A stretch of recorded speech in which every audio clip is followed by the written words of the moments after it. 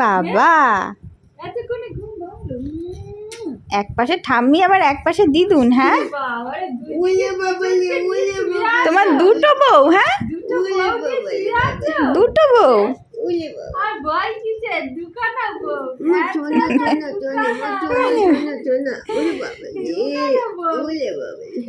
দুটো বউ দেখো খুব হাসি হাসি করছে। দুই পাশে দুটো বউ। হ্যাঁ সোনা গোপাল লাড্ডু গোপাল বুটটা কিরম ভালো রয়েছে দুদিকে দুটো দেখো